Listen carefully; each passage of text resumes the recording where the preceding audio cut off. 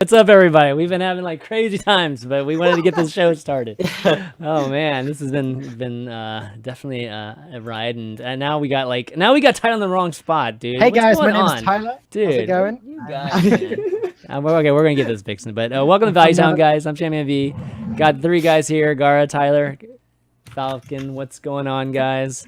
While I fix this. Jeez. Konnichiwa. Konnichiwa. I'm Gaara right now. Is that what I my say? God. Konnichiwa? Konnichiwa. That's like Japanese, right? I thought you were moving to spicing Vietnam, things up here. right? International now. Shouldn't you be saying like? But Tyler, yeah, you're gonna be moving soon, right? Yeah, I am. Yeah. I'm looking forward to it. But no more shoes though, man. It's gonna go. What are we gonna do without shoes? Funny, No, one the less shoes. competition. One less There was King's Day in the Netherlands where people just go on the street and just sell stuff like on the open market. yeah, And that's true. I did that and I ended up giving everything away for free because like no one would buy my stuff. So I just ended up giving the majority of my clothes and shoes away for free.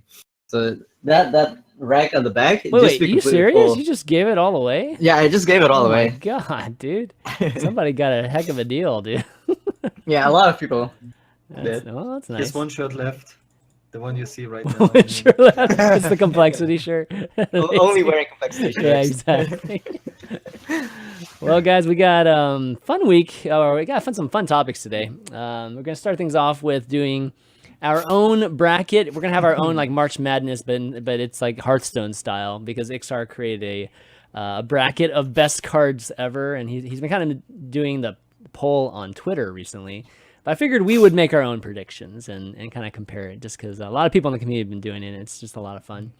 Of course, the Monster Hunt happened this week, and I don't know. I was trying to like ask everybody who's been playing it a ton, but surprisingly, not like people haven't been playing as much as I thought. But definitely want to talk about it some, just because it's a brand new, obviously, game that came out and it was fun. And then of course HCT Taipei. Falcon was just there.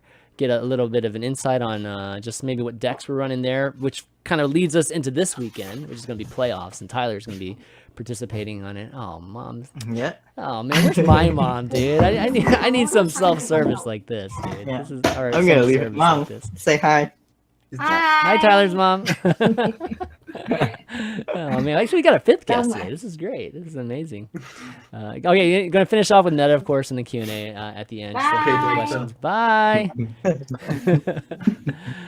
But okay, so actually, why don't we start off with talking about yesterday? How did you guys end up at the end of season rank? I know you guys are crazy and stay up forever, but how did everybody do? Yeah. I got top 50 finish. Okay, So not bad. nice. Congrats, man. Got some points. Good.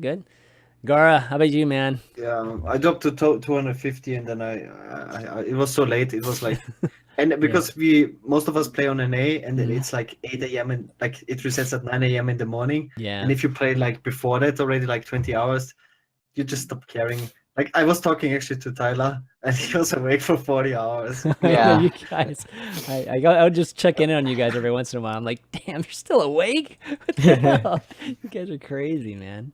But I Yeah. really didn't like try hard too much this month. Yeah. Because you only have to finish 3 months, and I was like kind of disappointed this month, so Yeah. I will start this month again. Yeah, Go for cool. high. Yeah.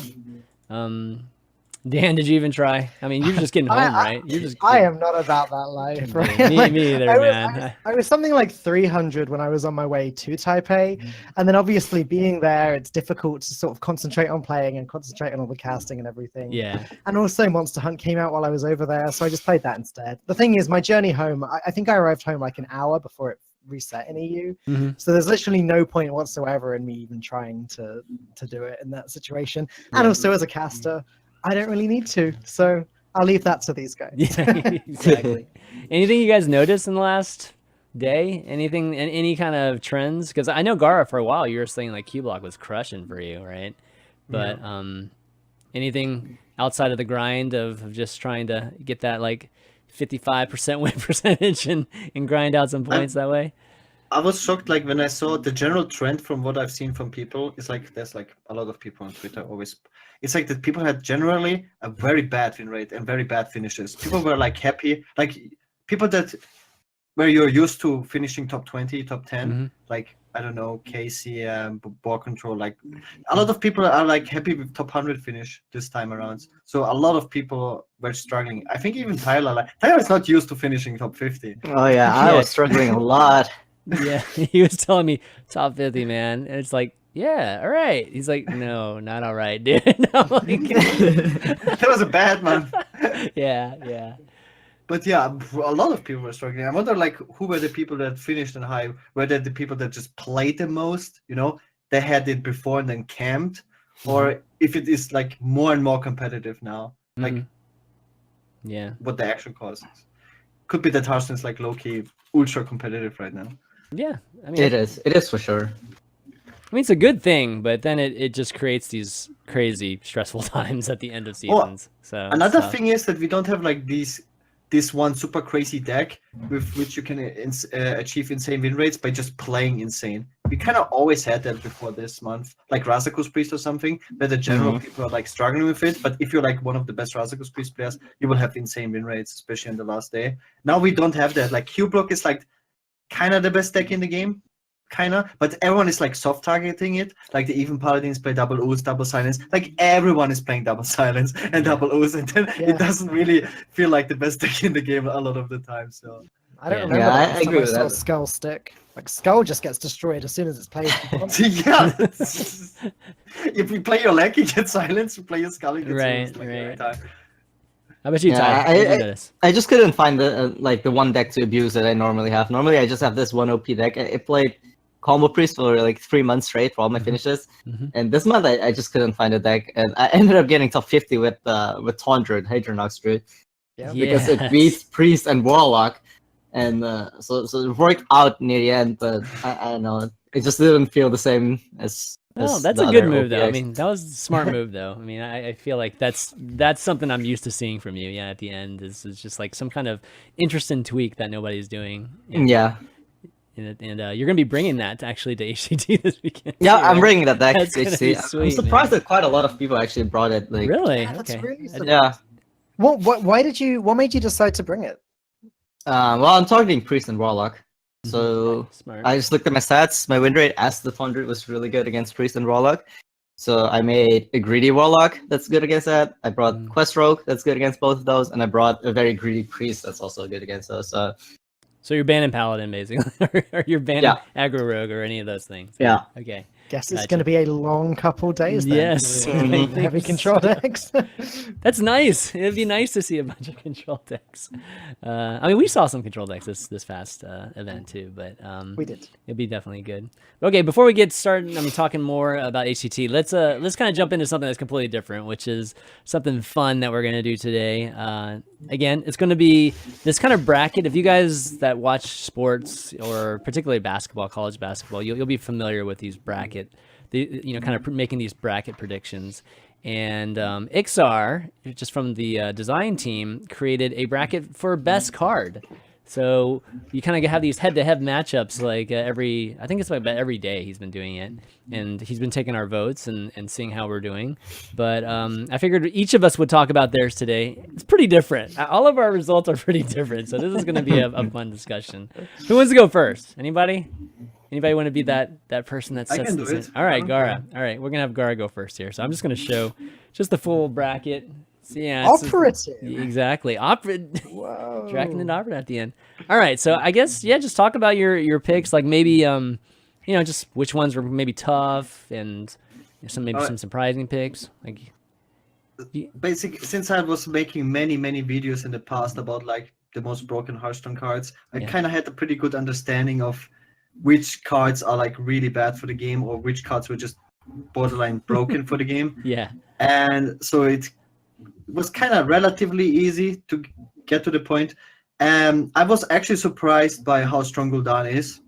Like just because you're kind of so used to it. But if you compare Gul'dan to other cards and you realize how powerful this card actually is in the game, it's like Gul'dan and Operative are like kind of close. The thing is, you can just operative Gul'dan, and then you have your own Gul'dan. Yeah. And then you just basically steal Void Lords before that, then you play Gul'dan. The problem with operative always is why this card is so insanely strong, is people usually, like the way, I mean, you have to look at the decks that played operative, but usually you don't keep your late game cards in your starting hand, like your super late game cards. Yeah. When you played like Control Mage, a priest had more often Jaina on 9 through the operatives than their Control Mage. And Control Mage has nothing but Jaina. This is just how strong operative was. Like, whenever I compare any card to with operative, it's like you could just steal the card with operative, but you have a very powerful minion on curve.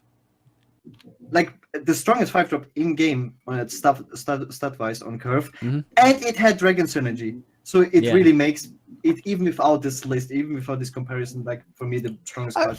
Okay, hang on, slow down a second. Shadowwalk beat Yeah, I Doctor was Boom. gonna bring that up. Can we just take a moment? I was gonna bring that up. Yeah. Okay, so because- you got Shadowwalk over Dr. Boom. Yeah. All right, Falcon. I think Shadowhawk will be good in the next expansions. Yeah, Shaman but does a lot. Yeah, the card Shadowhawk is broken. the card's nuts. But like, Yeah, it's nuts. It's broken. But you can't play it because everything else for Shaman sucks. yeah, but that's the problem. Like, the reason Shadowwalk is not that great is because the condition that you have to play the good battle cries. So the rest of your deck sucks, and that's because of Shadowwalk himself, right? But Shadowhawk is still good though. Like, You're like Doctor comparing Boom cards. is Doctor Boom is unconditionally amazing on turn 7. Then Shadowshock sucks. I was thinking about like the actual card. And That's okay. I mean, if you didn't follow that rule, then that's fine. Just as long as you tell us that you followed that rule. So yeah, best by definition, best could also mean which is the coolest card. It would be better to call it the strongest card. Oh yeah, like we all use our own rules, right? Like it's just a bit of fun. So it's okay. I mean, it's okay if you use your own rules. I just wanted to kind of stipulate, or it might be good to clarify what parameter you used when you were picking this. So like some interesting, because you were asking like interesting spots where like Despite and Barnes were like at the very bottom of the bracket, and they both could be like contention for like best card ever. I've seen also some people have Despite as like the strongest card ever. I've seen Yeah. that too. And it's funny that Barnes is actually also super nuts, and then it's like somewhere at the bottom of some corner of the bracket. Very interesting. yeah. And then we had some super easy decisions like Implosion and Jaina, like a very common one. I don't know what the reasoning was behind that. Yeah, but that one confused me because I think they're the two lowest power level cards in the entire bracket, and they're together. Implosion and Frostless Jaina.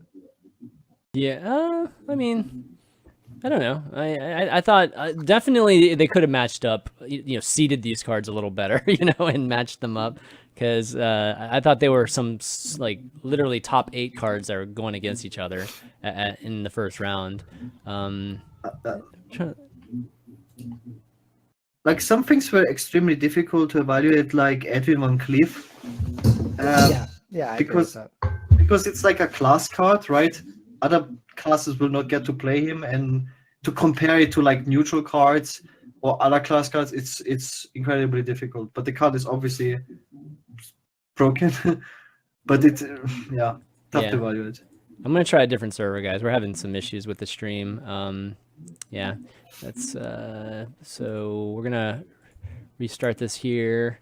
So I'm trying to look at some of the other interesting ones. Tyler, anything stand out to you? Any interesting picks for that you're curious about in terms of Gaara's?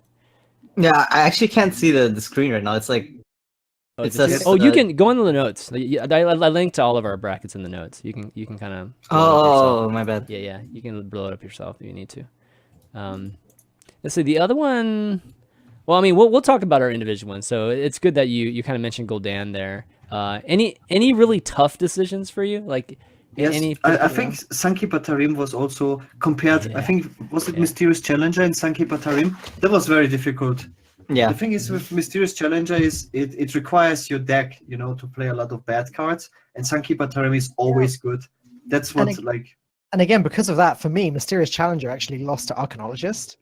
Because Arcanologist is just good in every mage deck, right? As long as you're running a secret, which, I mean, you always are, Arcanologist is just good. But Mysterious Challenger was only good for a short period of time, and as soon as Avenge rotated out, it was just bad. Yeah. Yeah, but the thing is, Mm. like it was good enough to spawn an entire archetype around the card. Yep, that's fair. That's fair. So, and then to Oh, to wait, force people to counter that archetype or that deck, like just because of that card. So it's definitely yeah. super powerful. No, it carried a struggled with class. that I mean, like Paladin was bad before that came out, right? And Yeah. they had that moment where Paladin was bad. It's kind of hard to remember that now, but I did but, struggle yeah. with that one. However, I think that Sunky Patarum does just completely trample Mysterious Challenger in terms of power level. Yeah. Okay. Well, that's a pretty cool picks. I'm trying to see if anything else that stood out. Without revealing Mad too much of our Scientist own, losing. I think. Mad Scientist losing to Wild Growth is interesting to me as well. Yeah, that was also tough. Oh yeah, Yeah. when we're talking about tough, yeah, I mean, very tough because those both cards are absolutely insane. Yeah. But you still have to choose a winner. Like in some cases, I wanted to go like even, but you can't. So, Right. because it's always good and mana cheat is always good. Yeah. And Definitely. Mad Scientist requires you to run like sometimes bad cards in your deck. You know, not all secrets are great. So that Right. speaks for Wild Growth, just always good. Sure. All right. Why don't we, Tyler? Why don't we take a look at your bracket? All right. All right, here we go. Oh, Tyler's just like smaller on my screen. Yeah. I think we can still see it though. Oh, Tyler, 4 mana 7/7, making it pretty Yeah, fun. At the finals. Tyler's got the UI in the middle. I like UI as number one, which I can't blame you for that one. That one's definitely a very powerful card. Just something fun to comment on. So my top pick, which you already said earlier, is Dr. Boom, was in Gaara's, was like right at the bottom, or the worst, one of the worst cards in Gaara's bracket. That's Now why Gaara's this is top fun. pick, which was Gaara's top pick, which is Jackknife Operative, didn't even make it past the first round in Tyler's bracket. Right. So what is going on here? So that's why it's fun. That's why this is like a lot of fun. Go ahead, Tyler. I don't know. My memory might be wrong, but back when I played 4 mana 7/7, I was getting rank 1 legend in all servers simultaneously. Yeah. And Yeah. from my memory, it just seems like the card was absolutely broken. But of course, it also had the help of Tunnel Truck and Totem Golem. But Yep. 4 mana 7/7, from my memory, it was just the nuts back in its time. That was one of my issues when I did it, actually, was sort of working out which of the Shaman cards it was that made Shaman the most nuts. Like, is it down to Tunnel Trog? Is it down to Totem Golem? Like, which card do you actually attribute its power to? Because, like, one wouldn't be as good without the other, right? Yeah. It had to be the entire package, but still, I just remember people getting really mad when I would play 4 mana 7/7 on 4. So, from my memory, it just seemed really strong at the time. I think it was the curve into 4 mana 7/7 which made it so broken. As you can see, we had like a long period of time where we had the 4 mana 7/7 where the Trog rotated out and it saw no play basically because Shaman just is unplayable for 1-drops. This is why I think Trog was like the important card and the Spirit Clause. And I but forgot the about Spirit Clause. Yeah. yeah. Oh, Spirit Clause. I totally forgot about that one too. Yeah. But then interesting how do you judge it? Because like No, you're supposed to judge it to at the time. You're supposed to judge it how it was at the time. And 4 mana 7/7 was super strong at the time because we just didn't have the removal that we have now. You know, we didn't have the Psychic Screams, you know, and we didn't have the crazy Warlock removals right now. And it wasn't as popular at least, right? So that's also why Totem Golem didn't make it so far for me because we had Totem Golem before Trog and it was not very powerful. Like as soon as Shaman got Trog, everything came together. Spirit Clause and Trog, and then boom. Yeah. I mean, between the two, Shaman I mean, the combo 1/2 was the best combo in the game, like by a long shot. 1/2 and play. then Right? got Totemic. Yeah. And then we had that before it got nerfed. That was ridiculous. So yeah. And then totally 4 see mana that. 7/7. Yeah. What'd you guys think about or Tyler? What'd you think about the Imp Gang boss picks, like against Slayer, against Mad Scientist? I think that's been a topic of some folks on Twitter, just people remembering how strong that card was, and was it really that strong? Bless you. Thank you. It was really strong in Zoo. Yeah. So for me, it beats Valsman Slayer for sure, but then it instantly loses to Mad Scientist in my opinion because Mad Scientist was just the nuts. Yeah, I totally agree with that. Yeah, it's crazy. So something that confuses me a little in yours, Tyler, and it won the vote as well. So clearly it's popular opinion, but Defile beating Preparation. seems strange to me. Yeah. Let's see what's that. Yeah. Mhm. No, the file is literally the most insane board clear in the game. I've had boards where you clear a Gul'dan or an Azoth with a 2-mana Defile card. And I also Wow. know that That's awesome. I also know that in Arena, Defile is like the first Warlock pick. I know some. I watch some Arena streams sometimes, and I know it's like it's the most insane removal card I ever guess printed, Tyler's probably. So, So I just think Yeah, the fair card is really insane. I thought it was strange because preparation's been in like what every rogue ever. Is Yeah. that right? Yeah. Prep did well on mine, so yeah. Yeah. It's, So, I'll explain that later, though. but you're right. I mean, Defile is just strictly nuts in all control warlock decks now. Yeah. Let's see. Gul'dan made it pretty far in both of yours. Which Yeah, is Gul'dan also did super well. Wow. not Like surprising. finals. I think on mine, Gul'dan lost to Totem Golem. Oh, wow. We'll see in a second. I'm not sure if it did or not with mine. It might have. I know I was thinking about it though. The Reno Mana Worm one is pretty interesting. Oh yeah, I was thinking about that too. Yeah, like there was some talk about just like people like is this a lot of this skewed towards legends, and like very bigger cards, because it's hard to measure, right? Because like especially the cheap cards. I think that at least personally that was harder for me to evaluate. So like I sat on that one for a while too. The Reno and Mana. Yeah. Comparing For me- Patron to Ultimate Infestation. For me, the reason why Gul'dan made it so far is it's so good that in a lot of matchups you keep the card in your mulligan. You keep a 10-mana card in your mulligan, That's true. and it's so That says a impactful lot. for every matchup. Yeah. That it just says a lot to me. Wait, was Shadowy banned or not on this? No. No, it wasn't. Just because it's been nerfed. I mean, if you're talking about the old Shadow Reaper and It one, I hasn't think though, has it? Well, It oh has no, not. you're Raza- right. You're right. Raza got Raza. Raza was nerfed, right? Yeah. That's like that feels like a vital card that's missing actually. Yeah, but that card I felt like was stronger because of Raza, right? And I don't know. It's hard to judge once the card's been nerfed, It's because still got a top tier deck now we're though, just right? yeah. Mine Best Priest is still. Yeah, I guess fair. Yeah, it's definitely also better felt than like- some of these cards on here. Yeah. I also felt like Pyromancer was kind of missing. That would have been me too. nice to see. That would have Maybe even been. Acolyte of Pain actually.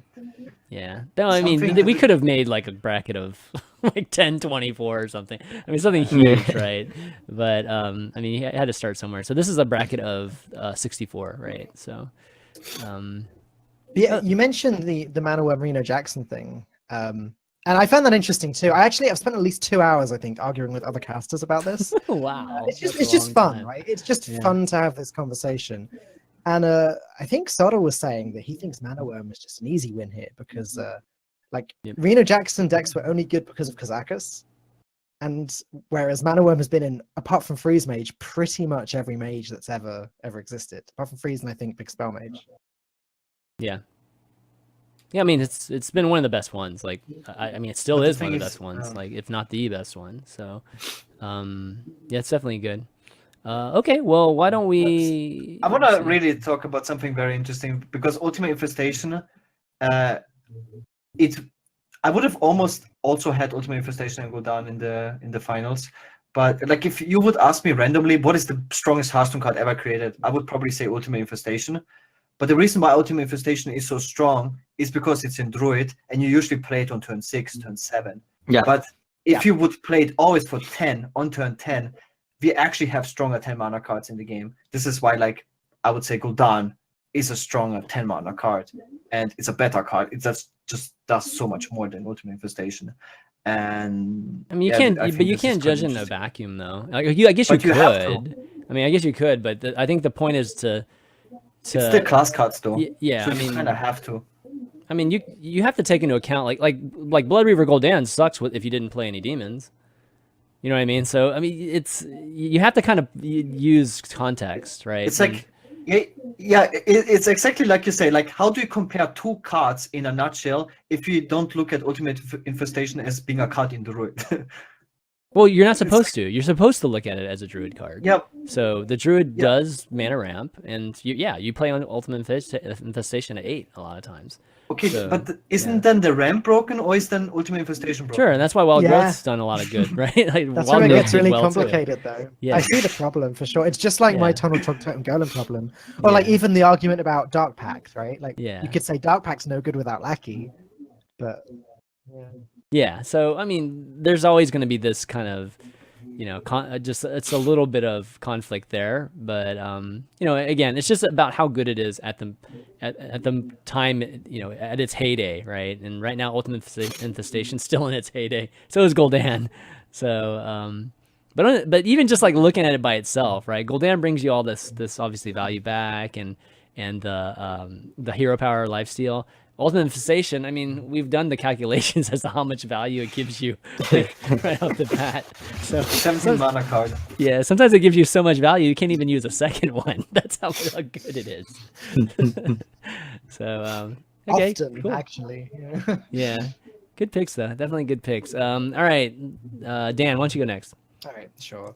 I feel silly about some of mine now after looking at you guys once. That's not. I mean, it's fine. And I really don't think Dr. Boom is the best card ever. Like when I got there, sort of as the end result, I went, huh? That doesn't seem right. Like if you asked me in a vacuum what the best card ever in Hearthstone was, I probably would have said, I don't know. I might have said Piloted Shredder actually.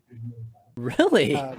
Piloted yeah, Shredder's because in it the was same bucket as Dr. Boom, in my opinion. Yeah, I know. Like, Yeah, I mean, but I keep changing my mind about these. Like Call to Arms, maybe too. but Piloted Shredder was in every deck ever for 2 years, right? More or less. yeah, so was Dr. I've- Boom. yeah. I mean, Dr. Boom was there. Dr. Boom and Piloted Shredder were in the same decks, basically. True. Yeah. I find this actually very interesting. It really depends on how you look at it. I think if you approach this with the mindset, what was the best card at their respective time, then I would probably rate Dr. Boom way higher, because at that time Dr. Boom was absolutely broken. And Yeah. like then you have to if you compare like peaks. Okay, Then we- the other thing that maybe you take into account, or maybe you don't, I'm not sure, is do you value a card lower because it's a legendary? Because therefore you can only have one copy of it in the deck. No. And you can I mean, you can run double Piloted Shredder, which means the card is twice as helpful. I don't could think make that you. argument. I don't think you lower it. I mean, I think the impact of it is based on how many there are.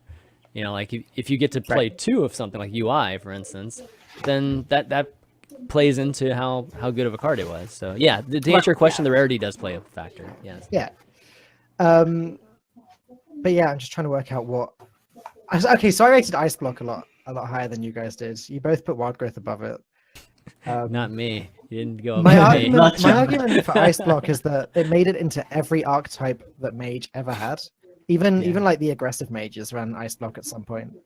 So that's why I rated that so highly. Right. So swipe over Mana Worm. Explain. Where are we? Swipe over Mana Worm. Yeah, that is a funny one actually. In fact, I should have written some question marks there because that seems like a pretty close one. Again, Swipe has been in almost every Druid deck. I guess not Spiteful, but everything else, it's just a good. It's just good burst and good removal. But no, looking at this now, I think I would put Mana Worm above Swipe. I think one very interesting thing is also that I think Barnes is underrated in a lot of these spreadsheets. That was Because- the one. Yeah. Because That was tough too. almost everyone picks Deathbite over Barnes, Yeah. but people forget like how big of a Barnes is arguably one of the biggest problems we ever had in Hearthstone. Yeah. Because it No, can I be agree. so broken. And you know, when I had this discussion, because I was in Taiwan with Gia, Derek, and Lorinda when this came out, and we had an hour in a Starbucks arguing over it. And I think at the time I was saying Barnes is the best one. So I don't know why I randomly why I put Deathbite here, but it's hard, right? Like, Yeah. I think the argument we made back then was that Blood Razor is actually maybe even better than Deathbite. So that's Oh, why wow. we would pick Barnes. but- Blood. Oh, okay. Because it's two Who- whirlwind effects, right? Okay. What? I mean, That's why my reaction was. the Okay. the thing with Barnes, I think for me was just the RNG aspect of it. Like the lack of consistency is actually what Yeah. took value away Yeah, from but- it. Like at the final form of Barnes, in the final stages, we had a deck which Yep. won almost every time you drew Barnes. Yeah. Won the game. Okay, how powerful is Yeah. Barnes if Yashiraj doesn't exist? Yeah, okay, yeah, but then, I mean, yeah. I think the Barnes and Spiteful are like kind of the same thing in my eyes. So it's Yeah. you know you it's can like saying you can Dissolve is bad without any difference. yeah. I mean you have to Yeah, assume. sort I of, mean you yeah. have to assume that there's going to be these powerful cards that they're built around. So Barnes, I felt like with Barnes, you know, it was obviously in the Hunter, it was you know, it was very consistent unless you drew it. But I still felt there was an RNG aspect of it. Like you only had these two cards, so like if one of them ended up in your hand, like if the Yashiraj ended up in your hand, you were screwed. You know, like with Right. Spiteful, it's a little bit more consistent because there's more cards that you can miss, right?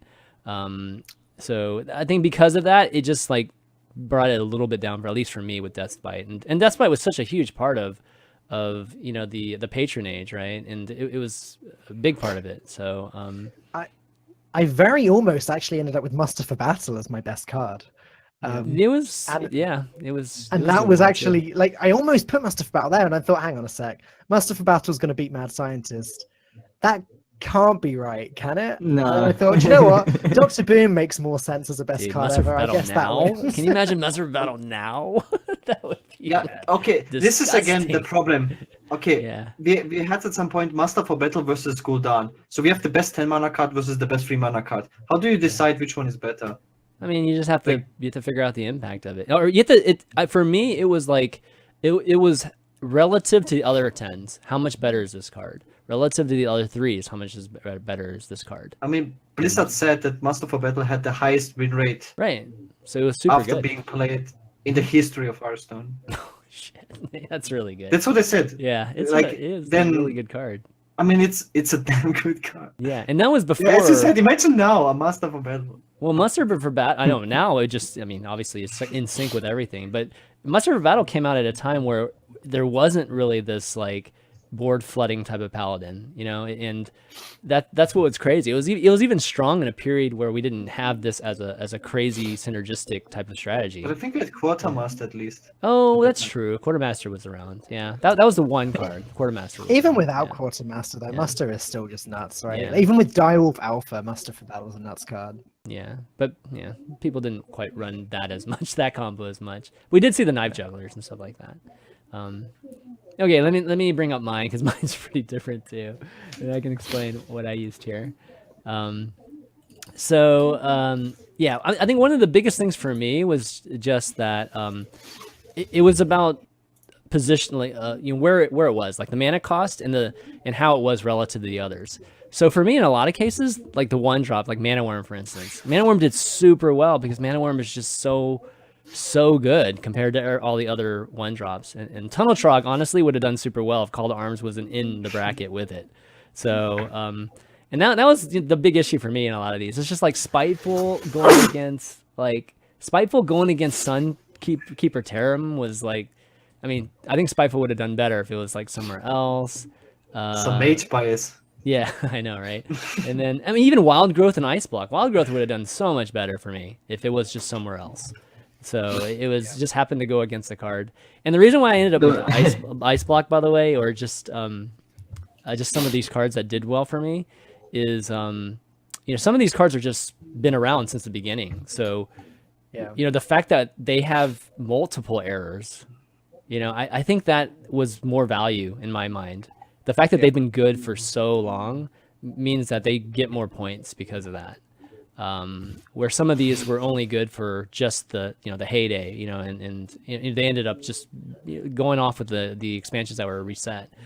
But it's also unfair. It's a little to think about unfair. It is a little unfair, but I think there should be some value, you know, given to a card that's just been good forever, you know, and I agree. Yeah, I Ice Block. actually took that into account for mine, yeah. Yeah, and I think because, you know, Wild Growth, again, like it was a really tough choice between those two because Wild Growth probably would have gone almost as far as Ice Block in my mind. Maybe lost to UI, I don't know, but yeah. So Ice Block for me was just like it defined archetypes, you know, for a mage. Like we didn't even have a control mage without Ice Block before, and I'm just curious. Yeah. Did all of us pick Muster over Zombie Chow?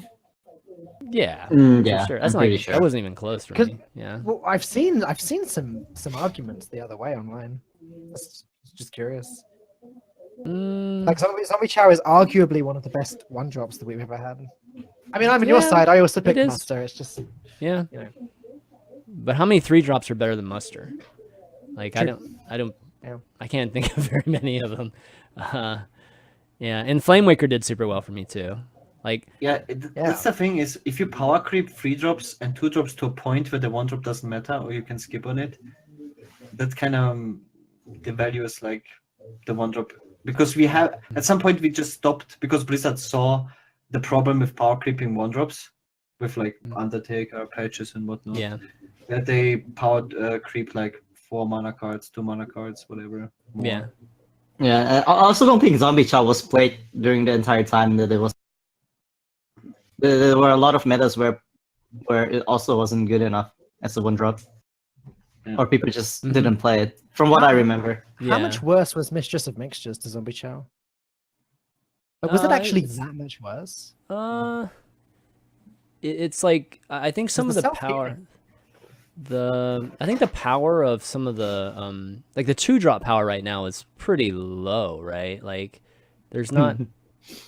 I mean, there's not like just in terms of historically speaking, like I think we're playing Armani Berserker now. So. Exactly. Yeah, good point. Yeah, the even decks are playing these crazy old cards now. So I think the time when Zombie Chow was, the reason why I even think they made Zombie Chow is because the 2-drops were so good. We had Creeper and we had like cards that were insane, like Yeah, 2-drops. Creeper, Mad Scientist. Yeah. In fairness, we're only playing Amani Berserker because of the even card restriction. Yeah, right? true. Yeah. True. Well, okay, sure. But if you did just lay them out, the 2-drops are pretty weak right now. And that's why like Keleseth makes sense, or it's being played, is because we just don't have this must-have 2-drop like right now. Is Keleseth being played much? Yeah, we see it in Druid, we see it. Pretty much just Spiteful Druid. I've seen right? it pop up. I've seen it pop up from like rogues, pop up in some different things too. I mean, we saw it in Rogue, Tempo Rogue for a while, right? And Yeah. What'd y'all think of Azure Drake and Van Cleef? Is that an easy That one was for you pretty guys? tough, actually. Yeah. No, that was tough. That was tough. Yeah. That's actually the only real decision I had. I really thought about a long time. Yeah. The Doomguard Like a neutral is- card that is played in almost every deck compared to like one cleave. Mhm. A broken card. Yeah.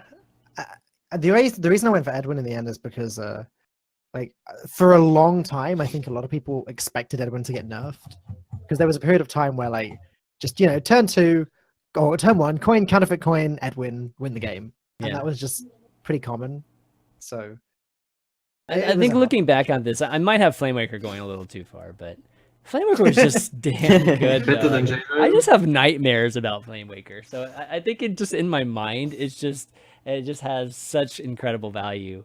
Oh, It's one of the Jade best Idol, 3-drops actually. ever too, right? It's Gara just mentioned Jade Idol. Mhm, yeah. That was an area in which you guys went very different to me because I had Yeah. Jade Idol losing to Dustbreaker. that was was- that was a no-brainer for me. Jade Idol over Dustbreaker. Yeah. Because Dustbreaker was like the cheapest priest AoE we've ever had, right? And it yeah. just it really filled a blank spot for priest. But I can see why Jade Idol would do so well. Like it enables Jade Druid. So Yeah. And I don't know. it's prevented like 80% of all potential control decks that would have been Killed fun. Warrior. If Yeah. this one Yeah. single card would not be there. Infinite Control fatigue Warrior. mechanics is Yeah. scary, man. Like I mean, Dead Man's Hand could be scary, but it seems not to be. No. But have you seen the Glinda Banker combo? Adi, you tweeted about it yesterday. I tried the deck What today. is it? So in Control Warlock, you play Glinda, the card that gives minions in your hand echo. Right. It costs 6 mana. And then you play Banker twice. So the first Banker shuffles Glinda into your deck, and the second Banker shuffles the first Banker into Oh your my deck. god. Okay. And it yeah. allows you to It's go an infinite, basically. Yeah. Yeah. That's obviously the dreams when you get Glinda. When Glinda lives for a turn, you're in Yeah. deep trouble. Like that's My generally how it works. my absolute favorite card on this entire list is Brawl. That it made it into the card with the most broken cards. yeah, Brawl should not even be in here, dude. Like, There's so many cards that didn't make it. yeah, I mean, Like Fenrir or there's just a lot of cards and Brawl made it. Shadow Reaper Underwood! Yeah. Yeah, Shadow Reaper Drawn. Anduin actually had Implosion probably shouldn't have beaten Frostlich Jaina, but I just was high rolling Implosion was always a game winning play. It Yeah, was but like low rolling felt really bad. yeah, low rolling, and I mean so I mean it wasn't too consistent with the RNG aspect of that one, but I thought that Malfurion versus Doomguard was also pretty tough. yeah, that's Yes, why I I Yeah, one. that one was tough. That was a tough I one. very almost went for Doomguard because Yeah. Doomguard's been strong like forever, right? Yeah, that's kinda my even point, back yeah. in Zoo. It's a charge card too. You know, like it's still charged. You know, charge is still a broken mechanic, and you know we're seeing it obviously taken advantage of with cubes and It's dark like- packs and things. If you think about it, it's so hard to think about the card in just like a nutshell. Mhm. Because like the way how we play Doomguards now is we cheat it out through Skull of the Manarian lackeys. Right. We don't play it from hand anymore. But even back on day one, like in Zoo, Doomguard was strong. Yeah, remember, Yes. remember power overwhelming, double power overwhelming, and Oh, Yes, that's yes. what's going to give me PTSD. right. But then again, Right. with the power creep, these cards got weaker. Like back in the days, it was just way stronger during that respective meta than right now. Like you wouldn't play it anymore just Yeah. because you have Spiteful or whatever. Yeah, but now that you say that's what I was saying. Like Doomguard's one of those cards that got more points from me because it's just been there the whole time. So it's had its ups and downs, but the fact that it's even just been there and been relevant speaks a lot, right? And yeah, it's been enabled again because of Cube and because of Lackey and Skull. But still, like if we didn't have this card, I mean, you're not going to be doing this with Leroy. You know, like you're not going to be doing this. You're not going to have this ability. Was Leroy on this list? No. No, Leroy wasn't on the Weird. list. I promise you, by the way, this is 100% true. I have had nightmares about Doomguard, about being Doomguarded in the face with power overwhelming for Oh, lethal. God, okay. Not recently, not in the cube Okay. meta, but back in the Zoo meta with power overwhelming. Yeah, I definitely had nightmares about being Doomguarded in the that's face. funny. Yeah. I played this game too much. Definitely a fun This was definitely like really Yeah. fun, and Yeah. XR, kudos to XR for starting this up because It was so interesting to me that the ice block won for you. yeah, If the brackets were made up differently, because I had Oh. Wildgrowth beat ice block, Yeah. but that one was a really close one for Yeah, me. So it's been if top it eight, was right? like Yeah. somewhere else on the bracket, then ice block would have. If it didn't have to face against Wildgrowth, then it would have made like at least top 8 for me in the yeah, bracket. me too. I think So- Wildgrowth might even made top 4 for me if it was in a different bracket. Yeah, so it's really cool. I mean, this is like perfect for Hearthstone nerds. You know, like we could sit here and talk for hours about why we chose each of the choices, and that's You should do a that's Swiss great next idea. time. Which one? Which one? He has to do Swiss next time. Swiss? Swiss. Yeah. Oh my God, Swiss. That's funny. Yeah. I agree, though. This was a very fun exercise, and Mm-hmm. it's great that XR set this up. Yeah, for sure. I don't know what else you could do. Like, is there anything else we could do here? Like if he followed it up with something else?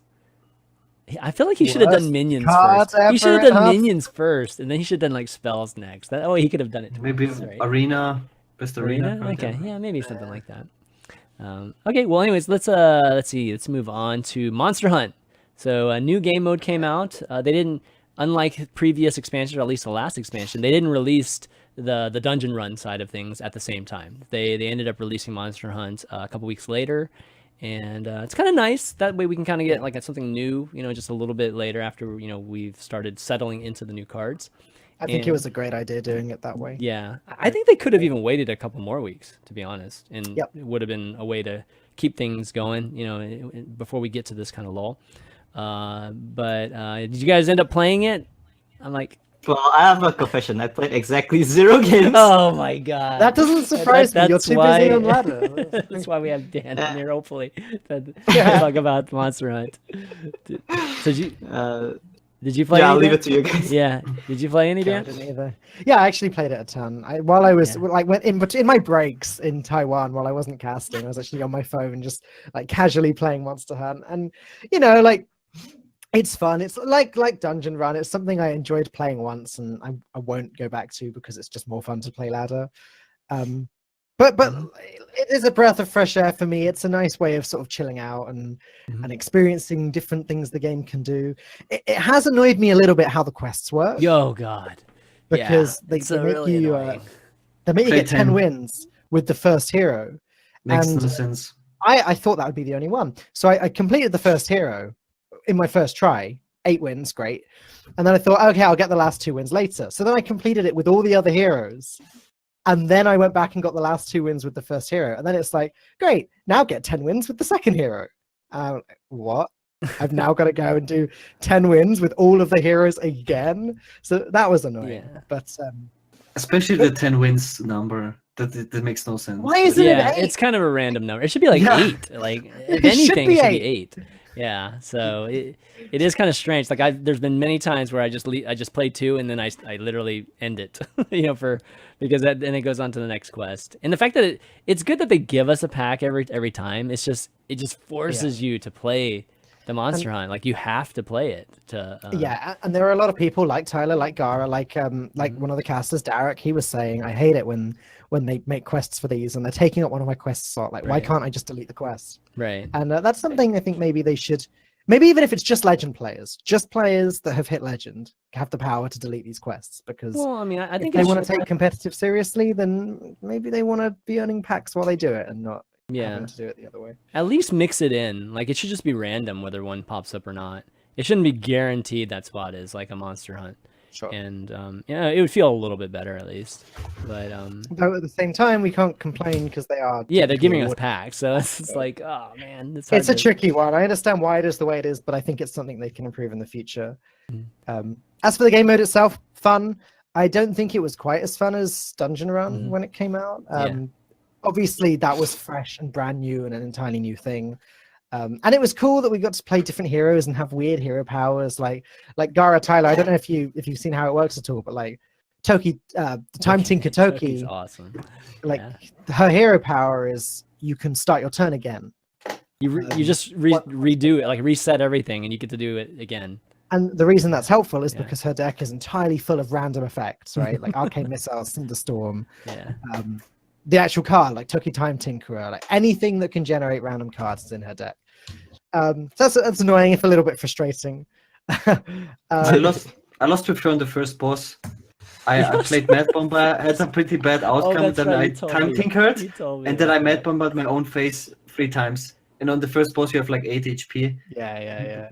Wait, didn't you rewind it and you did it again? You No, bombed I yourself had a 3 pretty. times. No, Yeah, 'cause that was after the rewind. Uh-huh. I had a pretty bad Mad Bomber. Oh, Right? okay. I didn't. And then after the rewind, I dealt 3 damage to myself. With 8 HP, and it got something on the board.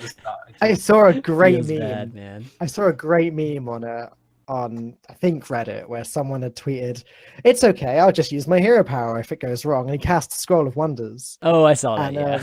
and it gets him the hunter card that changes your hero power to give a beast +2/+2. And he's like, no, can't go back. Yeah. Dinomancy or whatever. Dynamancer, that's Yeah, the card. that's funny. Dynamancy. No, I enjoyed the Toki. Actually, I think that like from a creative design standpoint, I felt like the Toki thing was the coolest thing they've done in a long time. Sure. I think overall with the just Monster Hunt, it's somewhere in between like the old PvEs, where it's just like a single run through and that's it, and the dungeon run, and more closer honestly to a single run feeling, because I think with the passives this time around, I'm not gonna like say what the passives are, but I think there's a combination of passives that are just the best.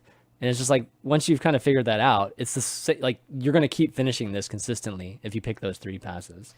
Yeah. And there might be a variety, like maybe a small like a variety of ways you can win, but definitely with 2 or 3 of those, including Hagatha herself, it's just like if you pick maybe even 2 out of the 3, you're gonna definitely win. And because of that, it just feels like, okay, yeah, once I'm done with it for the single time, I'm just not going to play it again. Where Dungeon Run felt, more random because, not only that, the final bosses are all the same too. Like the ones that I ended up playing for a lot of the heroes. I just ended up with Glinda like every single time, and maybe I don't know, maybe I'm wrong about that. I don't know. Each of the heroes has their own like rival. So Yeah, the first time you complete it with each hero, you'll get their own specific final boss. Oh, okay, so it's just the first time. It's just the first time that happens. So like Toki, you get Okay. infinite Toki. Yeah, you know? and then Glinda's the Cannoneer one, and Yeah. so you're facing that person like every time you're doing it. So eventually you figure it out, right? Just like you would if you were doing one of the old PvEs or adventure modes. Yeah. So that's kind of why Don't it get me feels wrong. like that. I think it's really fun. I think for the casual perspective of Hearthstone, I think it's a great thing. I think it's great they're doing it. I think it's better than the old single player adventures. And again, I think the team should be, commended for putting in clearly a lot of effort into making this. But for the competitive community, it's just not going to be interesting, obviously. Yeah, like for me. I mean, no, I agree. yeah. It's important that most like these exist, obviously, because there's the casual player base, which is the majority, and then players like me who compete. It's such a small group that they shouldn't cater to us. But to me, it's just not interesting. I just want to use my time efficient. And focus on competing. Yeah. But yeah, it's cool for sure. That's why I But, think like, they should have waited. Oh, go ahead, Gaara. No, I wanted to just touch like my experience with the Dungeon One. What I find bad is it was again so they released it so close to the end of the season. This is probably why also Tyler didn't play it. So like Sure, yeah. I played it anyways, at least for like a day. But then you were like, okay, I have to climb now. What killed it for me was the quest. It was really like, oh my god, like that really killed it for me. Like I really want to be honest about it. Like having to do like, and as Falcon said, like you have to do it for every hero, 10 wins. So Sequential as well. Yeah, so like the first time it's already like, oh my god, it's such a bummer, and then you keep getting these 10. You have to defeat 10 bosses with different class. It was so annoying that I actually stopped doing it because of that. But my favorite hero was actually the Cannoneer, by the way, Cannoneer was good. because you guys enjoyed the Toki so much. Like it really brought me. It's back to the chess event from Naxxramas. Yeah. And Cares it was so cool to think how to position the cannons, and then you have 2 cannons, and then how you clear. That was so interesting. That was actually so much fun. I didn't expect that. What I really hated again was the emote interaction. Man, that also kind of low-key killed it for me. Like the emote interaction is so bad. It's so bad. Like I don't know. Do you know about it? Yes, I didn't know even what really you test mean. it. I know. It's I know so what you're bad. It's like talking about. zero effort. It's like the AI will always reply with the same emote, and it just doesn't make sense. And it's I agree with you with the emotes. Yeah, it's funny. Now, I'm surprised you even noticed the emotes. That's good. The Cannoneer was, I think the Cannoneer was the one that took me the longest, or at least the most attempts. Because Toki took me the most. yeah, it wasn't clear to me actually which passive was the best. So I ended up going through a lot of different combinations, and I mean, I tried it when you get, the double cannon, because I'm like, this is a cannon thing. Surely I'm supposed to get a bunch of cannons on the board, right? And doing a bunch of damage. I ended up finishing it without anything regarding the cannons, which is kind of funny in the end, because I tried everything. I tried the discount for, like whenever you fire the cannon, and all the crazy hero power going twice and cheaper and all this stuff. And I kept losing over and over again. So, it was funny how I came in about that. But I agree with you, Gaara. I think that's really fun. I wish they would just create a card that would take placement into account like that. That'd be so complicated. Hearthstone felt so much more skilled playing. We want it to be complicated. What do you mean? Like we want it to be a little more complicated. Sure, but I mean balancing that I think would be very, very hard. Yeah. It was such a simple mechanic, but there was so much depth into it, because you had to take into account how their minions position after their death, and how your minions position after you play, after they die, after you trade. There were so many possibilities. It was crazy. I worry it's the kind of thing as well that would be too confusing for the casual audience that Hearthstone aim for. And I know that's the kind of comment that Team 5 would make and people would laugh about. But you know what I mean? Like, how do you word the card? Like, deal damage to minions in front of it? Maybe, but it's not. If they're it's introducing difficult to it make that now, I mean, intuitive. if they're introducing it like this, then clearly it's fine to introduce it in the game. Sure, but it's kind of different losing a game against a player because of it. And I don't know, like it's devil's advocate, right? Like I don't necessarily. Tyler, feel that way. I think it'd be cool. What do you think? What do you think about a card like that in the real game? I want cards to be. I want cards to be as complicated as possible. Like for me, ideally, everything has to be hard and give us more decision making and reward good play more. Mhm. Yeah. But I also know that that's not likely going to happen. Like there has to be a balance between skill and also cater to the casual audience. This should But definitely for make me more. personally, it would be more fun for me. Mhm. That's I why agree. Yeah, the that's card- why like Patron Warrior was like my favorite deck of all time. Yep. This should make more cards where positioning matters after like I play the dungeon runs. Like we have some cards, right, where you have to play around or where Crushing position matters. walls, Gaara. Just put Yeah. crushing Yeah. walls in all of them. I mean, definitely say that, but I just think, I don't know, for me, I think something like the cannon is a great way to do it. Yeah. Because then you have this whole value evaluation between hero power. You know, like you all of a sudden you give the hero power a different type of value, and then it can increase too, right? You can actually make cards that increase that value, and then I just love the fact that you can move the cannon to the point where it hits the hero, or you can move it so that it hits the minions or hits double minions. You know, just the fact that you have like 3 variations in that is really cool. You know So- the warrior legendary, the cannon warrior legendary. Imagine if that did something like it. How cool would that be? Oh, okay, yeah. It's just like a permanent tower or whatever. That kind of Yeah. thing. Yeah, that'd be pretty cool. That'd definitely be good. Better than Would random. it be Like, would it be for a sure. broken hero power? Like you get this cannon, but you have to pay 2 mana to shoot it. I mean, I think right off the bat, it's not. If we had a it new just depends. class. Yeah, it would. I don't think it would be broken if you had Yeah, no other it's- cards like accompanying it. Because compared to the mage hero power, right? Because it's only like in front of it. Mhm. Is it like that much better than a mage hero power? Well, you can hit 2, right? If it's between them. Yeah, that's like the upside. Yeah. Yeah, but the downside is it's harder to aim. So yeah, Yeah. I don't know. That sounds balanced to me. That sounds Yeah. super cool. Me too. New class confirmed. It's like pirate, the new or- pirate hero. It's Yeah. more likely be like a new Death Knight hero, wouldn't it? Yeah, it'd be like a That's how pirate they do hero. it. It'd be what's a famous pirate? I'm like having, oh god, Pirate of the Caribbean. It's like one of those Patches guys. the pirate, the hero. Patches the hero. Oh my god, that'd be amazing. Reincarnated Death Knight Patches. Oh, that'd be amazing. Because it must be the so new hard. warrior Death Knight. Yeah. It must be so hard to create a new class where you have like a hero power doing something similar as all the other hero powers that we not already have. Yeah. Yeah. I think the most annoying part of that would be just like you have this inanimate object on the board. So you have one less minion you can play, right? And you'd have to deal with that. But that's what comes along with playing that hero. So I don't know. I like it. I think that would be really cool. And the fact that they've introduced it twice now in the PvEs should be enough data that it's not too And people like confusing. it, right? Like it's fine. People also- Yeah. You know, yeah, I agree. And it seems to me as though they tested a lot of stuff in the PvEs, right? As if maybe this is the testing ground. If people like it, if it works, if it doesn't seem too broken, maybe they can play with it in actual competitive. Like one of the passives is your the first spell you cast each turn goes off twice. The second time hits a random target. Mhm. Maybe that's a mechanic they consider playing with in Yeah. the.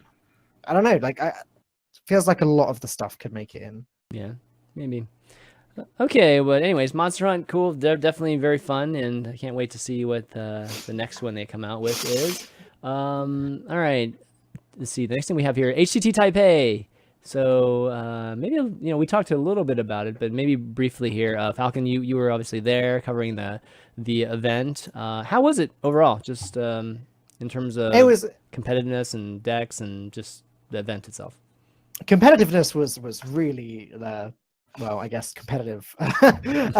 Like now I've tossed up wise. I've been to Thailand, which was a Grand Prix, and now Taiwan, which was obviously the online qualifiers beforehand. Right. And very different vibes. Thailand, Tyler, you were there as well.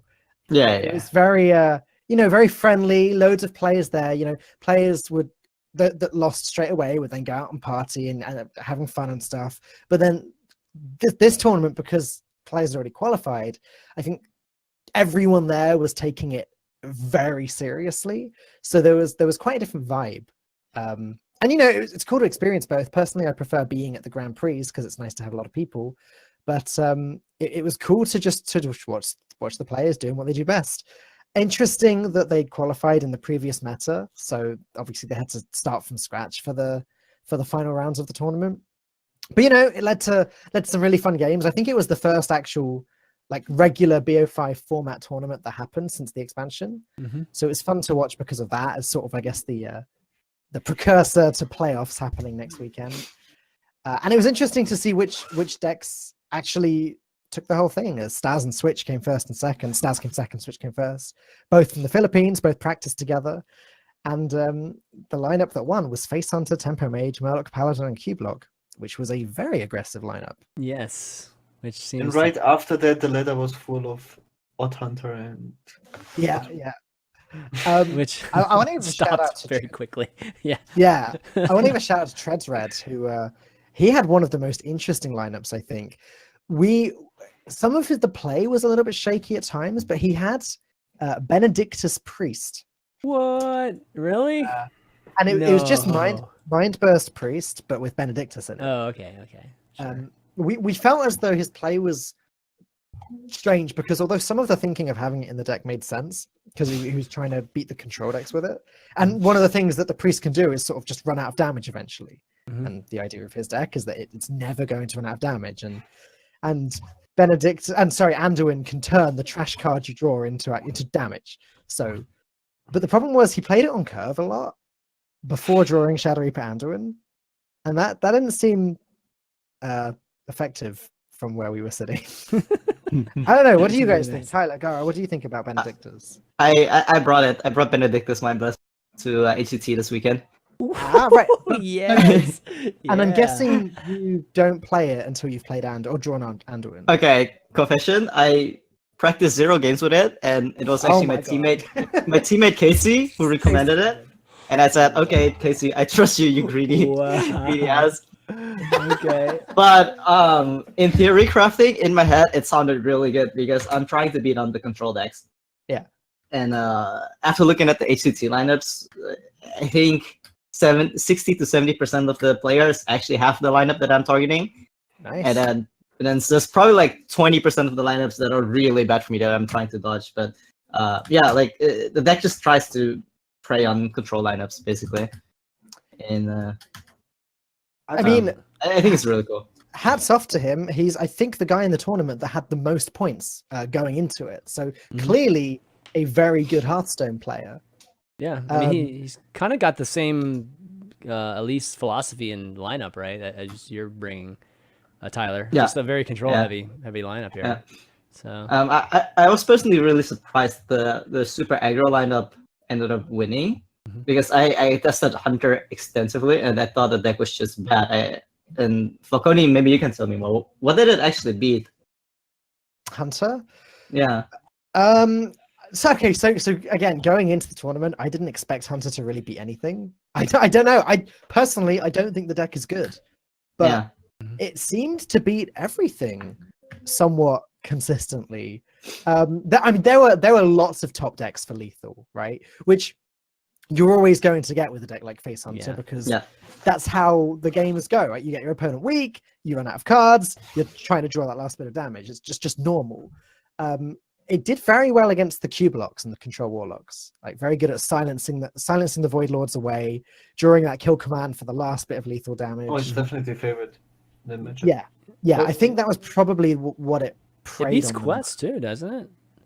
Quest Road? Oh, Quest Road? Yeah, I mean, Yes, it's Quest hammers Quest Road. Oh, yeah. it just destroys Yeah. Quest Road, of course. That's what I would have thought it was good at first. The thing is, for such tournaments, whenever it comes down to, all right, I have to outgrid the mirrors, when you have a read that people will do that, let's say with the control locks, the cube locks, whatever, then the best deck to bring is usually a full face deck. And the face deck we have is like The Wolf Face Riders, Hunter. man. Break out the Wolf 3-dimensional power, hells yeah. Heck yeah. Good stuff. Okay. It's I would bet that we see something pretty similar this weekend too. Like, I mean, this type of mix. Like, we'll see some really aggressive lineups, and then we'll see some crazy control lineups. Personally, I'd like to see the control lineups a little bit more. I think it'd be fun to see, but Yeah, I'm not casting it, so go wild. Control mirrors all weekend. Let's do it. no, it should be a lot of fun. They announced the lineup this today, right? So we've got a new caster. Another in the interesting mix. thing Oh, is- caster lineups. Yeah. Yeah. Shout out to Blizzard, like listening to the podcast. Like they're actually Mhm. posted the streams for the first time where we will be able to Oh, watch right. all. Oh, really? That's right. Yeah, it's for the first time. It's because we mentioned it in the show. You know, it would be cool if they would be doing that in the future. Yeah. And- We have a hard time just following it sometimes. They so- posted all the different streams on all languages. Yeah, the survival guide. They actually made a survival guide, which is like really, really nice.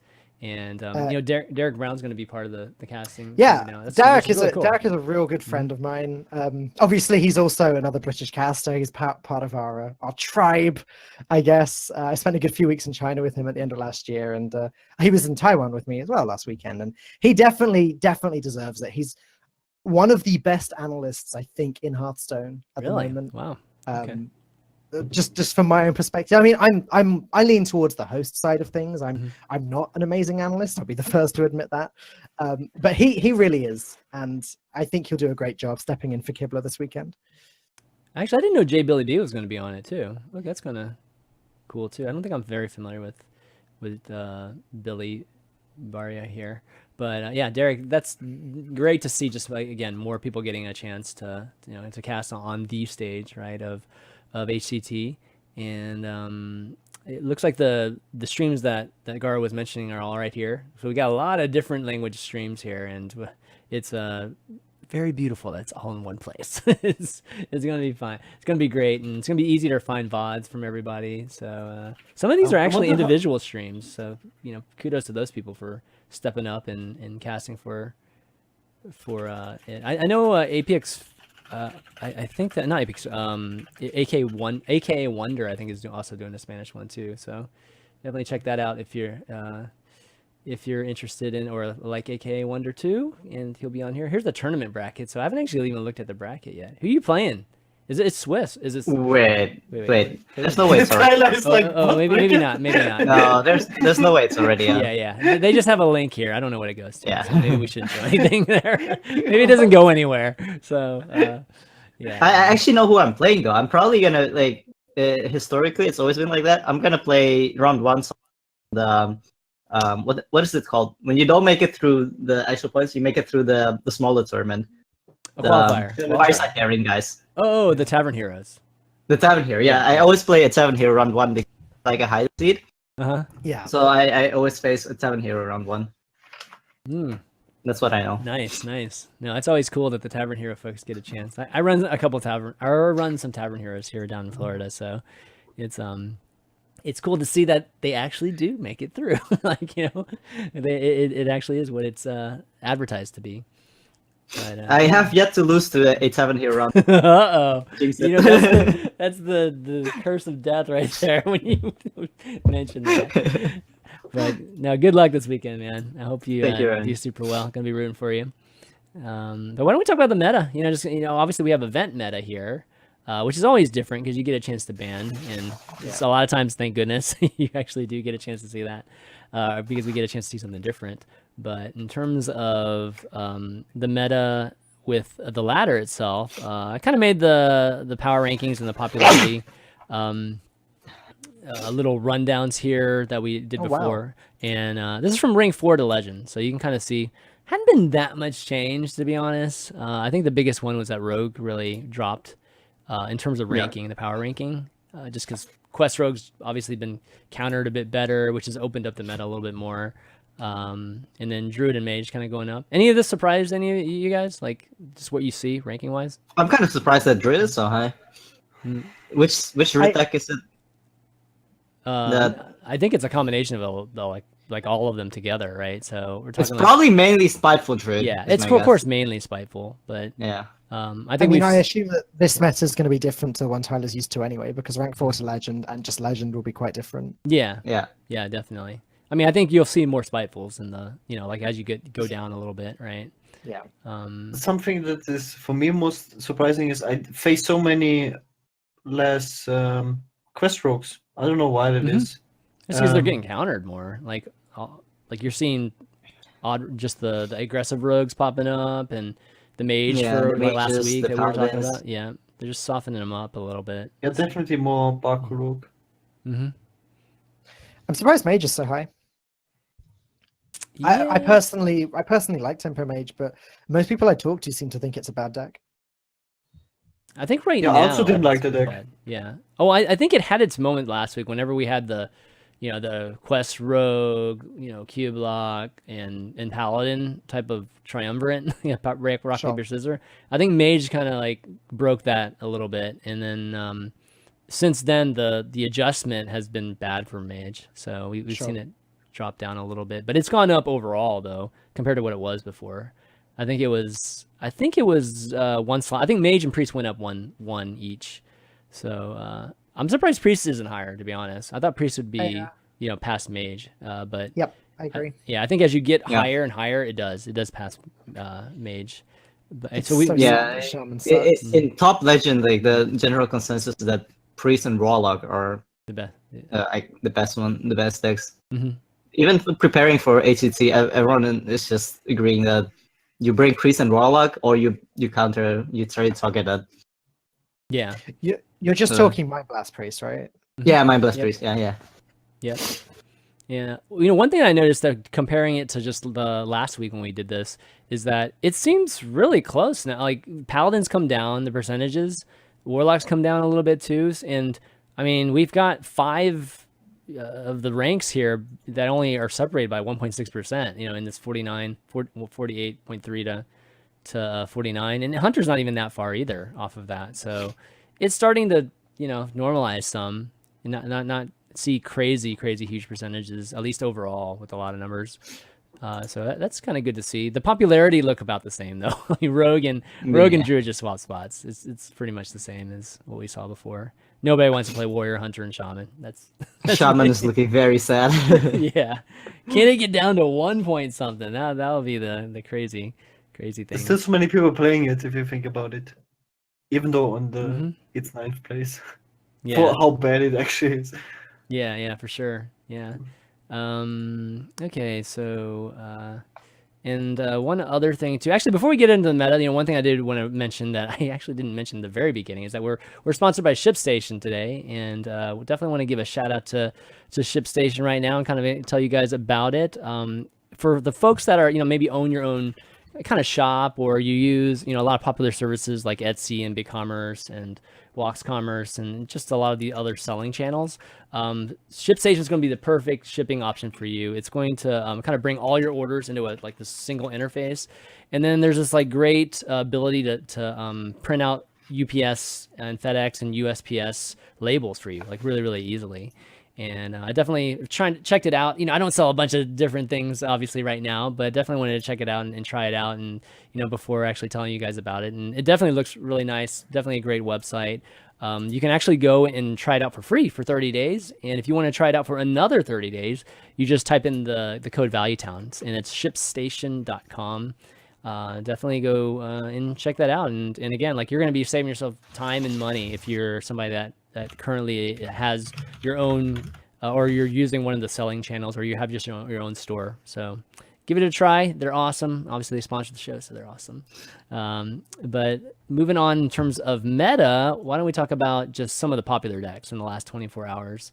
I made this graphic here, and you'll see the Control Priest that we just talked about is definitely there. But some of the ones that actually came back from maybe a couple weeks ago, like with Murloc Paladin and even Paladin Quest Rogue Control Lock, some of these were gone actually a few days ago, but they just kind of came back when the season started up again. So anything surprising here? I mean, I think we've seen a lot of these decks at the top of the ladder, right? Not surprising at all. This is pretty much sums up my ladder experience the past week. Mm-hmm. Yep. Yeah, and these stats, by the way, are all coming from HSReplay.net, if some people are asking in chat. And of course, ValueTown is an HSReplay.net show, so we have access to all these awesome stats that we get a chance to bring some of those to you each week. And these are win percentages based on just the last, I think it's the last 30 hours. So just kind of want to get a quick glimpse of it. And these decks, I put a minimum of 1,000 games. So these all had at least 1,000 games on them.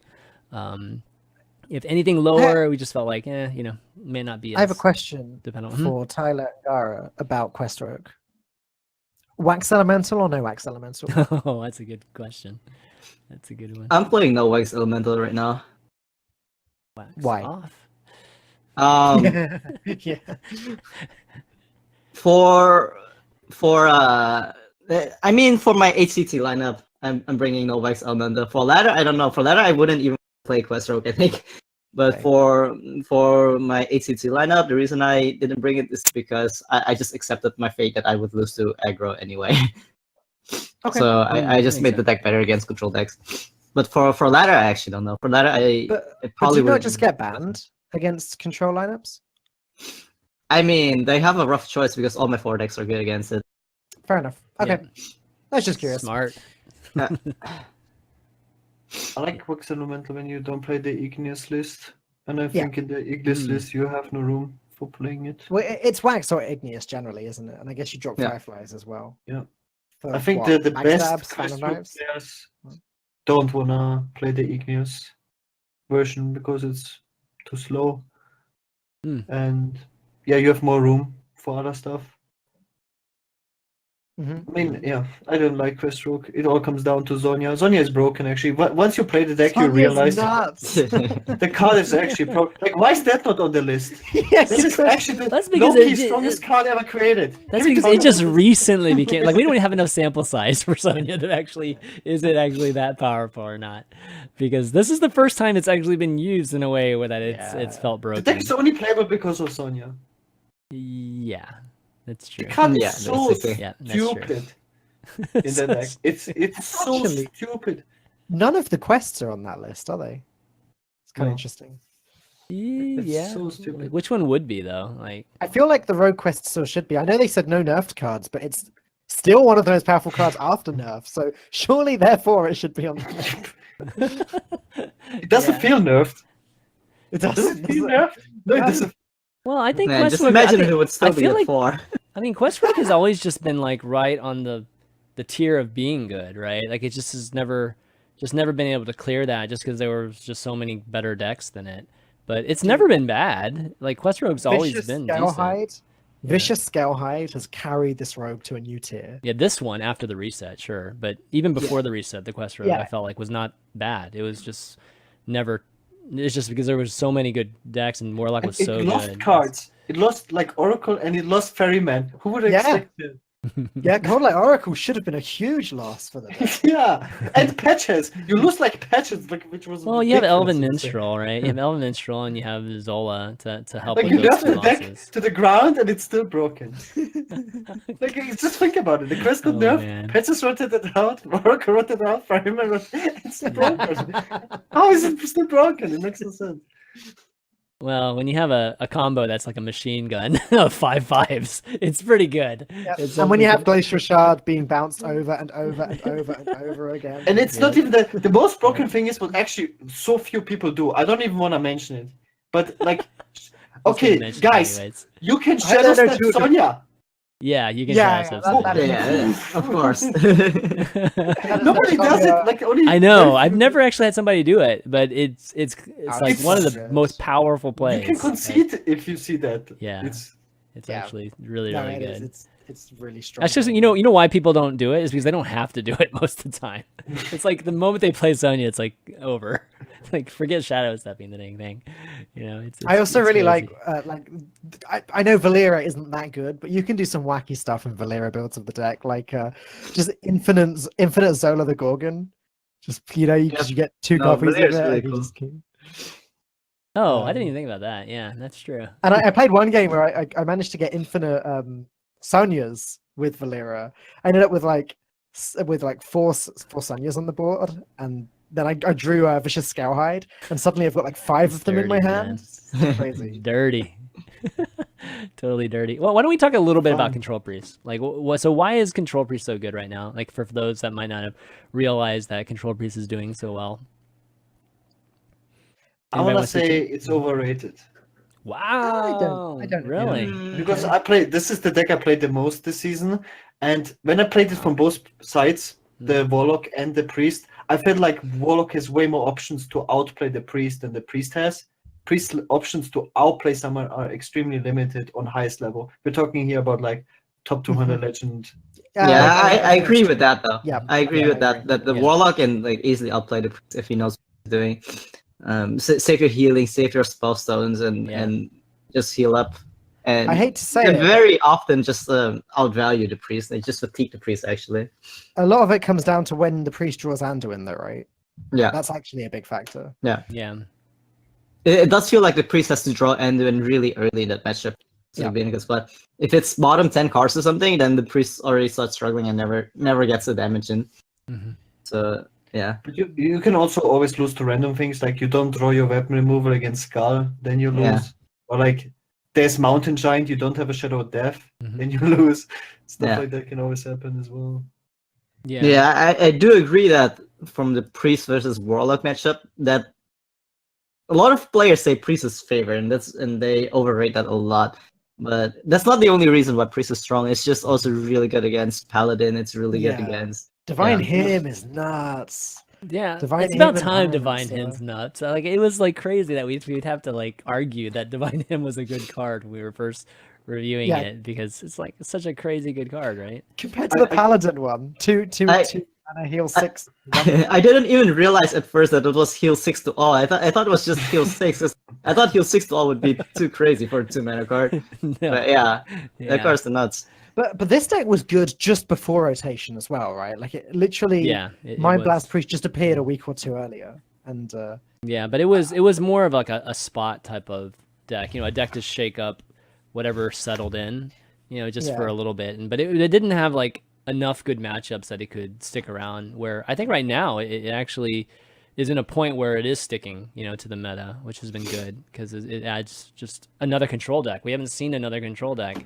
outside of Warlock because of Quest Rogue. So now that Quest Rogue's subsided a little bit, we can actually see decks like this. And the biggest thing is that it's good against Paladin. Like that, it has to be good against Paladin. So the fact that this is good and the Pyromancers are great and it's it works okay out. against all of the decks on screen right now, isn't it? Like it's okay against Quest Rogue, Yeah. right? Or am I off the mark there? Except the Drazonia, then that's like a different game, No. really. Yeah, sure. But it does like, pretty the well. tempo is Yeah. actually pretty good. Yeah, it Yeah. can win. It's not Yeah. like a big mage or something where you're like, Mhm. these control warlocks where you're like, okay, I guess I concede. Priest I can would be- never have thought of putting Scaleworm in this deck as well, like before day one. But that's when I first saw the list. It's like, okay, that's kind of weird, but it definitely works. It's so good. It's probably the most underrated card of the set. If you go back in Mhm. time, Sure. definitely. It's just It's like just- a removal card that can 2 for 1. It's Right. kind of just better than Shadowed Pain, right? It's just better than running Shadowed Pain because you put something Yeah. on the board as well. It's not even 2 for 1. I think you can trade and get 5 to the face, like in a Yeah. lot of cases. So Yeah. And get card draw as well, which is like, with Cleric, having like a charge minion, a good charge minion, and then you can draw a card afterwards immediately is super good. yeah. How many times have you guys been mind blasted? 4 times. Oh yeah. Yeah, pretty often. Yeah, very often. Yeah, me too. That's it seems to be a very big play in this You deck. have to play around so much damage because I think even Yeah. just 2 Mind Blasts is 16 damage if Anduin's on the board, right? Yeah. Yeah. There's been more games that I'd like to mention where it's like, I could either Malfurion and just take 3 armor, or I could, Branching Paths and take 12 armor, and that's like, I'm just gonna take 3 and I die. What is- because of 4 Mind Blasts or something like that. It's like shit. What is very interesting is to see what the sweet spot is for combo decks. Is this like too weak, or is this like where combo decks should be in that spot? You deal 16 damage with the Mind Blast. I You know, mean, you does have it- seems your good. extra. So. I think that feels good. It's funny because you compare it to Force of Nature Savage Roar, and it's Or actually just more auto damage. king. More damage, and taunts don't get in the way. So it's like, Well, that just like flows right into it. Where this is like you have to build it up. Like you have to set up the scenario for this. I mean, there are some intermediate kind of win conditions where you don't need everything to you can maybe win with 1 Mind Blast and whatever damage you have, but but most of the time you need it all. Where Savage Roar Combat is just ridiculous. Like that was easily one of the best decks ever in our Yeah, Hearthstone agreed. history. Yeah. Okay. Well, anyways, those are the top decks right now. It's definitely always cool to get a look at what's good right this second. And let's see. The next thing we're gonna do just Q&A, kind of finish things off. Before we do, I want to give a shout out to some of our patrons that have been supporting the show for a long time, and you guys are the main way that the show actually is supported and makes it to the broadcast every single week. So we'll definitely want to take some time and give a shout out to Mike T, our legendary producer, and as well as Bryce L, Dave C, Devin Y, Graham S, Two Common Kid, Cameron M, Paul H, Vincent G, Gabriel G, David H, David F, Andrew C, William R. Just to name a few. We try to name at least a few of the patrons every week. And if you guys enjoy the show, please go to patreon.com/valuetown and throw a pledge our way. Like anything will help. Like $1, a quarter even, perhaps. I mean, it definitely helps out in a big way, and a lot of people don't realize that. So yeah. Anyways, we love our patrons. They're awesome, and yeah, really appreciate it. All right, Q&A, guys. So we got a question from Alex G. What is the absolute worst card you can have in your opening hand when going second and playing a deck that has more than a 50% win rate? Okay, so I guess it's a good deck. What is the absolute worst card you can have in your opening hand Patches. going second? Patches. Baku is so much worse. Baku, okay. Baku Going is second, the yeah. worst. Like, it's patches for 9 mana. I don't really get how going second is. Wait, I don't what? really get how going second is relevant. Yeah, relevant. when going second and playing a deck. So it has to be a good card that is played, which is the worst card in your opening hand, which is Baku, right? Yeah. Because it's the most expensive one. I mean, it's just any expensive card, yeah, right? any- It's just yeah, the any- way yeah. the way Hearthstone works is on turn 2, you want to play a 2-mana card. Anything that's Yeah. 4 away from 2 mana, so 10 mana cards, UI or whatever, Right. it's just bad, right? Well, So, I mean, maybe we reward this question. Maybe it's what card has the biggest impact difference between going first and second? That's obviously something that you would want in your starting hand. Oh, okay. Yeah. Murloc Paladin Mirror, having Rock Pool, Yeah. and going second. Yeah, there you go. That's a good one. Yeah, I'll second that one. That one's really good. Baku, is there any Baku possibilities, Gaara, here? Just anything. You're going second. I mean, going second having a Baku deck is definitely bad, right? If you had Gen, it would be not so bad. But in general, with 1-drops are so much weaker when you go second than when you go first. It's like Right. ridiculous difference. Like if you have a mana worm going first, it's like, honestly, I want to see what the win rate is when a mage has mana worm against warlock turn 1. I feel like I lose every time if you don't have a Doomsayer. But Wait. he has to go first.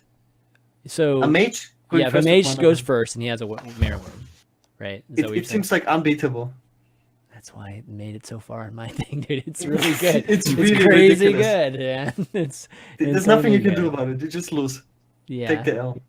yeah. It's crazy. But when you go second, it's a completely different game. Yep. For 1-drops. It's way worse, actually. Yeah, so I think Mana Worm's a pretty good one too. Almost any 1-drop, I would say, is good. Is Yeah. there a 2-drop that has a big difference? Well, no. If you're going second, then you actually would want a 2-drop, right? So, yeah, okay. Well, Is this something we don't want or what? For it's example, Mortal Coil. Immortal Coil. Like Mortal Coil is so bad going first compared to going second. When you go there's so many classic cases like even Paladin, right? They go due to turn 1 if they go first. And then when you go second, you have the coil. But when you go first, right, you don't right. want a coil on turn 2. Right. So do you even want to have a coil? So probably not. You that's would a coil good on point. turn 3. So it's a huge difference. Yeah, that's a good point. Okay, Ahmed N has a question. Do you think players who qualify to finals early in the year are at a disadvantage as they perfected decks that their significance has fallen by the end of the year? As their perfected decks, that their significance has fallen by the end of the Yeah, year. he's just I'm saying not that because sure. the meta changes a lot between Yeah. the time they qualify and championships. Oh, okay. Yeah, but I mean, it's not like you're probably building decks by the time you qualify, right? Yeah. Like, so I mean, I agree, but it's literally their job, I guess, to keep up. yeah, Right? Yeah. Like, Yeah. and then look at players like Frozen. Frozen took a big break last year between qualifying and actually between championships, and Mhm. he came second. And he did pretty well. Yeah. I think everybody would prefer qualifying early. I don't think anybody would like. They just want to take a break the rest of the year and not have to stress out the rest of the year. Yeah. So the answer to that question is like Falcon said. Like you're going to be keeping up with the scene and the meta like constantly. There's nobody that actually takes real breaks. Except for maybe Stan. Yeah. Stan might take like a break for a long ass break, but Wasn't that with Stanodachi? He qualified in Yeah. December and then he didn't play Hearthstone for half a year. Like he might be the only example that seriously like did nothing for like a few And months. regardless, I'm pretty sure championships always happens after a new expansion just comes out anyway. So like, I don't think there's any qualification meta that's the same as the championship meta. So really, all of the players are at a disadvantage in that respect. So there's no disadvantage by definition. Yeah. Yeah, and the thing in Hearthstone metas is it changes constantly, right? It goes very fast with like the modern age with the internet and everything. Mhm. So if you're a pro player and you're playing tournaments, you're constantly on top of it. You're making new lineups every few weeks, and meta constantly changes, and then you get an expansion. So, yeah, we're constantly busy with it. Yeah. I don't think it changes anything when you qualify. All right. I'm gonna. I'll end with my own question here. Do you guys think that you guys foresee any nerfs happening mid expansion? I wouldn't be surprised if Spiteful Summoner got enough. Because its 10-drop slot is just stupid at the moment. Really? You think But- it's but really then- impacting meta that much though? Like Well, if anything gets a nerf, that's the number one card I can see. Okay. Or the Rogue Quest, just for fun, make it 6 bounces. Yeah, it would be Sonya, Nah, man. But this is too complicated to figure out. no, I don't think 6. Come anything on, is- 6. I don't- 5 to 6. I don't is think not anything is complicated. busted enough at the moment. Okay. No, I don't think there's anything busted enough. Okay. Normally, when there's something that busted, literally the entire community complains about it, right? And Yeah. is there a card right now that's being complained over again? I think Sonya is too broken. It's just that people are not aware of it yet. How stupid! Like I think people know. nobody talks about it. It's like Well, it's it's not. like you face it, you lose to it, but how stupid it actually is. Like it really is stupid. Gaara's just got this vendetta It's against us. just Think about it. stupid. It's not even stupid. talking. It's just The stupid. difference if they have it or Yeah. not is like, it's Yeah. come on, it's Well, we've had many powerful cards. broken. I mean, we still have It was UI, intended that guys. way. We still have UI like that we're playing with, but Yeah. I mean, we've had broken or not broken, but super crazy powerful cards that just don't have like meta impact just because of the rest of the deck, right? And so I mean, clearly, I guess you guys can make an argument that there just isn't anything quite like that, maybe outside of Sonya. But do you think? What do you think of the meta? Like, do you think the meta, like, there should be just some kind of change up in the meta, or that would, obviously shake things up if you had a nerf of some sort? Or are you okay with the meta? Like Tyler, especially with really- you, are you okay with the meta? I really like it at the moment. Or Falcon, you like Yeah. it? Okay. Okay. I'm kind of okay with it. Yeah, Okay. Cool. I don't think it's the best meta ever. It's not like I'm having the best time of my life playing Hearthstone right now. I think there were better metas that I enjoyed more, but I'm still enjoying it enough to be able to play it every single day. So Yeah, for me, it's a good thing. that's good. Well, have you ever not been in that? Has Tyler ever been in a state where he has not wanted to play Hearthstone? Like, I don't think so. Yeah, I don't think I've ever heard you say those words. So I'm not sure that's a good way to measure it. But okay, that's good then. Because definitely here, definitely Fire Battle on last week. It was kind of settling. It was kind of like kind of becoming very stale in that sense. I mean, it's changed up this last week a little bit. So I think it's been getting better. But Today was fun, and Yeah. yesterday as well, because people stopped tryharding again. Feels good, man. yeah, It's like today you could climb with big mage and whatnot. I'm telling you, man, that muzzy mid-range druid brings back feels, man, for the like winning when you double Savage Roar and winning when you Savage Roar and branching paths, man, feels good. So give that a try. If you guys don't know what I'm talking about, Muzzy posted this cool druid, or this old school feeling druid at least. Give that a try. But that's gonna be it, guys, for the show. I know we got off to a little bit late start. We had a few technical things with Twitch servers, but I think it's kind of stabilized a little bit. If not, we made our local, so we'll post it on the YouTube. Just be sure to go to youtube.com/ChanManV and you'll be able to see it. But let's do some shout-outs before we take off. Dan, you want to do some shout-outs?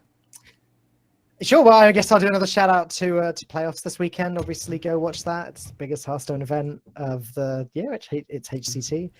And go give Derek some support. He's a great caster, and I'm sure you'll like what he's got to offer. Also, follow me on Twitter, FalconeHS. I'm actually giving away a £100 or $120 something to spend on the Razer store at the moment.